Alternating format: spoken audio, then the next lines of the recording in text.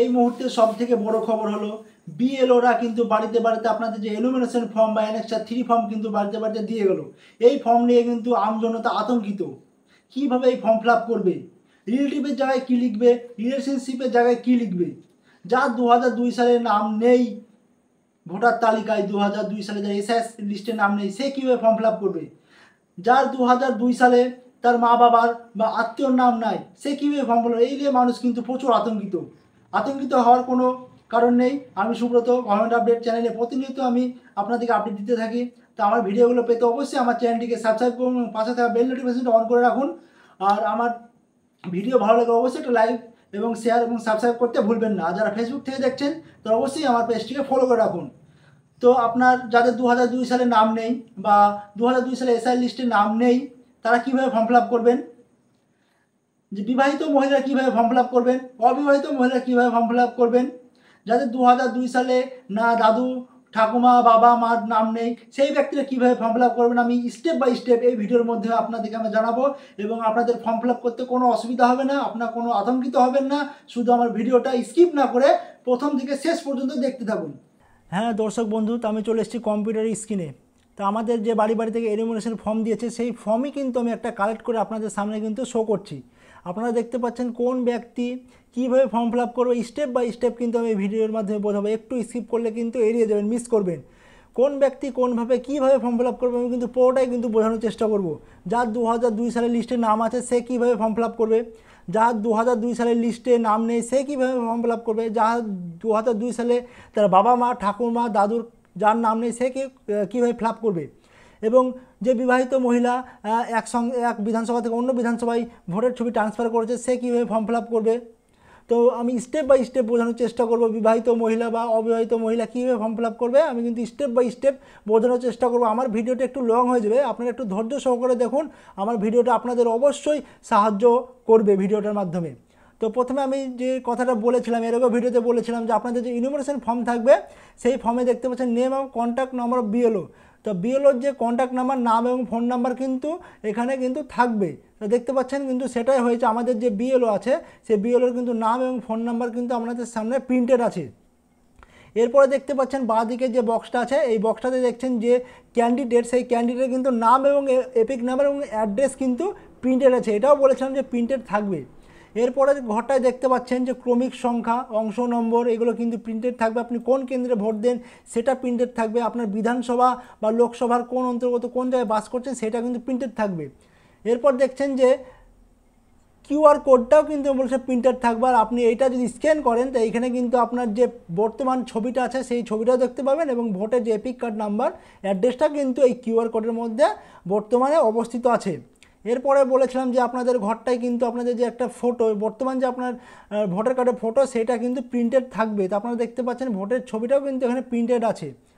তার পাশে ডান দিকে যে লাস্ট বক্সটা আছে সেটার উপরে দেখতে পাচ্ছেন আপনাদের এখানে কিন্তু একটা সাম্প্রতিক রঙিন ফটো আপনাদেরকে কিন্তু এখানে লাগাতে হবে।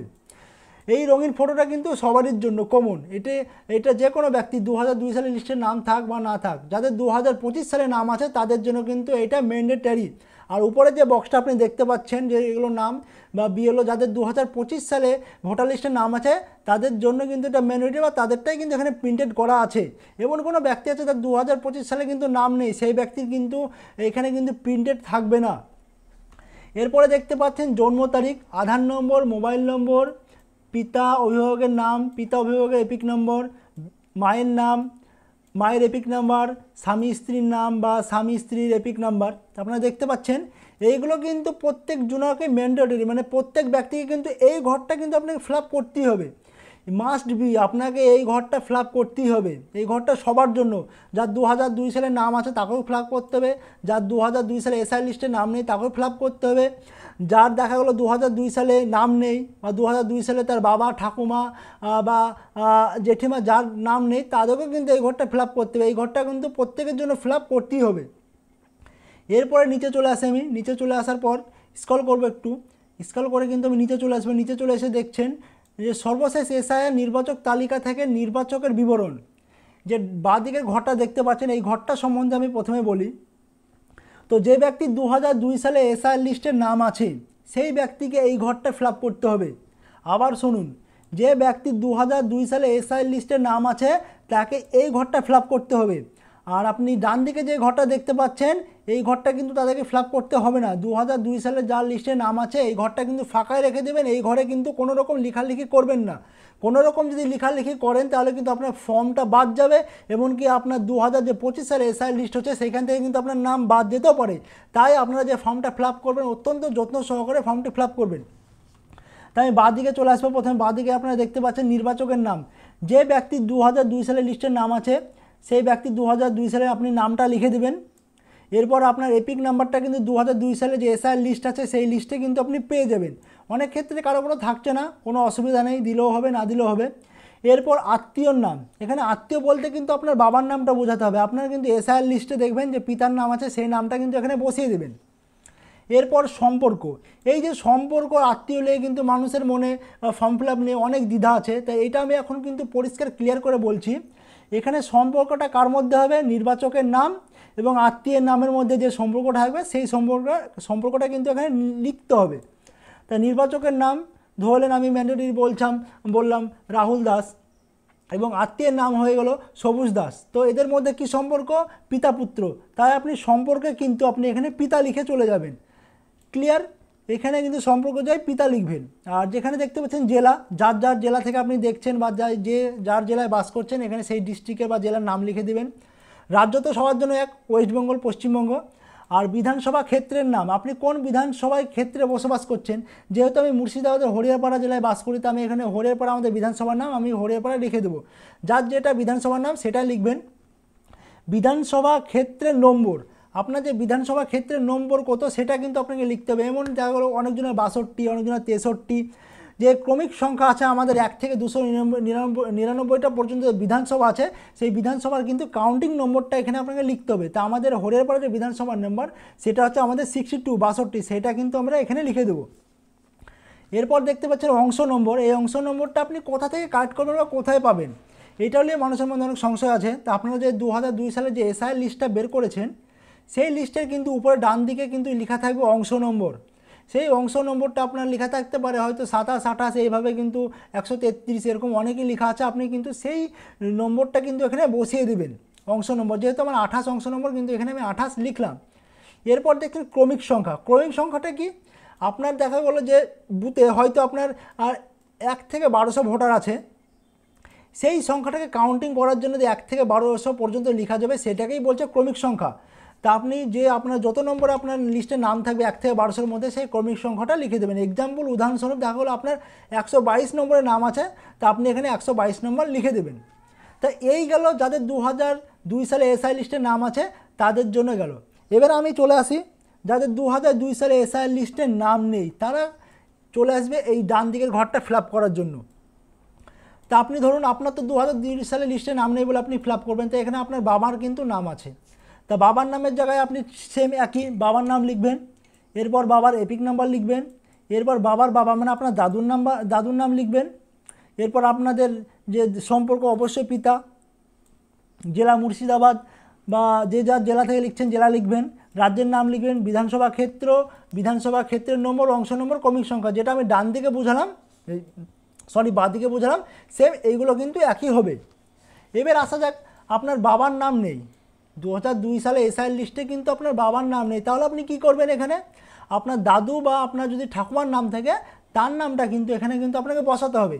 তাহলে প্রথমে আপনি দাদুর নাম লিখবেন, দাদুর এপিক যে নাম্বারটা আছে সেটা বসাবেন। এবার এখানে কি হলো আত্মীয়র নামটা, যে দাদুর যে বাবার নামটা আছে বা দাদুর যে গার্জেন নামটা আছে 2002 এসআই লিস্টে, ওখানে আপনি কিন্তু পেয়ে যাবেন, সেই নামটা বসাবেন। সম্পর্কটা ঠিক সেম একইভাবে বসাবেন। 2002 সালে এসআই লিস্টে কিন্তু আপনি সবগুলো পেয়ে যাবেন। যার যার জেলা বা রাজ্য ঠিক একইভাবে বসাবেন। বিধানসভা ক্ষেত্রের নম্বর, অংশ নম্বর, ক্রমিক সংখ্যা কিন্তু আপনি ওই 2002 সালে এসআই লিস্টে যেটা আছে সেটাই বসাবেন। দেখা গেল এমনও হয়েছে আপনি 2002 সালে কিন্তু বিধানসভা ছিল আপনার আর অন্যত্র, আর 2025 সালে কিন্তু আপনার যে ভোটার বা যে আপনার এপিক নম্বরটা আপনার যে ভোটটা ট্রান্সফার করে কিন্তু অন্য বিধানসভায় নিয়ে চলে এসেছেন, আপনার বুথ কেন্দ্রটা কিন্তু পাল্টে গেছে, আপনার ক্রমিক সংখ্যাটা কিন্তু পাল্টে যাবে। সেই জন্য বলছি কেয়ারফুলি 2002 সালের যে লিস্ট আছে সেই লিস্ট অনুযায়ী কিন্তু আপনি নিচের ফর্ম ফিল আপটা করবেন। রিসেন্ট কিন্তু লিস্ট দিয়ে কিন্তু ফর্ম ফিল আপ করবেন না, তাহলে ভুল হয়ে যাবে। আর ভুল হলেই কিন্তু 2025 সালে এসআইআর হচ্ছে সেইখান থেকে কিন্তু আপনার নামটা বাদ চলে যাবে। এবার চলে আসা যাক যে ব্যক্তির 2002 সালে নাম ছিল বা দাদুর নাম ছিল তাদের বললাম। এমনও ব্যক্তি আছে তাদের দেখা গেল 2002 সালে এসআর লিস্টের নাম নেই, 2002 সালে তাদের ঠাকুমা বা দাদুর নাম নেই, তারা কিভাবে এই ফর্মটা ফিল আপ করবেন? তো এখানে কিন্তু আপনি আপনার আর জেঠু কাকা বা মামা বা কোনো আত্মীয়র নাম দিয়েও কিন্তু আপনি ফর্মটা ফিল আপ করতে পারবেন। সেক্ষেত্রে আপনাকে কি করতে হবে, ফর্মটা কিন্তু আপনি ফিল আপ করতে পারবেন। তার সঙ্গে আপনাকে যে সরকার 11টা নথির কথা বলেছে সেই নথি কিন্তু আপনাকে একটা দেখাতে হবে হেয়ারিংয়ের সময়। ফর্ম জমা দেওয়ার সময় কিন্তু যে আমাদের কমিশনার আছে তিনি স্পষ্ট বলে দিয়েছেন ফর্ম জমা দেওয়ার সময় কোনো নথি লাগবে না। নথি কাদের লাগবে? যে ব্যক্তিদের কিন্তু বাবা বা মায়ের বা দাদু বা ঠাকুমার 2002 সালে এসআই লিস্টের নাম নেই, তাদেরকেই কিন্তু যে 11টা নথির কথা উল্লেখ করেছে সরকার, সেই 11টা নথির মধ্যে একটা নথি কিন্তু আপনাকে দেখাতে হবে। সেই নথিটা দেখানোর জন্য আপনাদের কিন্তু হেয়ারিং হবে, সেই হেয়ারিংয়ে আপনাদেরকে দেখাতে হবে। তা আপনার যদি বাবা বা ঠাকুমা বা কারো যদি নাম না থাকে আপনার আত্মীয়র নাম অবশ্যই দিতে পারেন। তার জন্য আপনাকে ম্যান্ডেটরি যে কোনো 11টা নথির মধ্যে একটা নথি কিন্তু আপনাকে দেখাতে হবে। তাহলে কিন্তু যে 2025 সালে যে এসআর লিস্ট সেই এসআর লিস্টে কিন্তু আপনার নাম চলে আসবে। এরপর নিচের দিকে দেখুন, নিচের দিকে একটু স্ক্রল করে আসবে, স্ক্রল করে আসলে দেখতে পাবেন যে এখানে কিন্তু বিএলও স্বাক্ষর। তা আপনাদের যে বিএলও আছে সেই বিএলও কিন্তু এখানে আপনাদেরকে স্বাক্ষর করবে, স্বাক্ষর করে এক কপি আপনাদেরকে দেবে, এক কপি কিন্তু তারা নিয়ে দেবে। তার আগে একটা হচ্ছে যে নির্বাচক বা পরিবার যে কোনো সাবালক সদস্য স্বাক্ষর। তা আপনি দেখতে পাচ্ছেন যে ক্যান্ডিডেট আছে তার একটা সই করতে হবে বা একটা আঙুলের ছাপ দিতে হবে। এবার এখানে দেখা গেলো যারা পরিযায়ী শ্রমিক, যারা বাইরে কাজ করেন, বাইরে আছেন, এই ফর্মটা তার বাবা বা মা আপনারা কিন্তু ফিল আপ করে দিতে পারেন।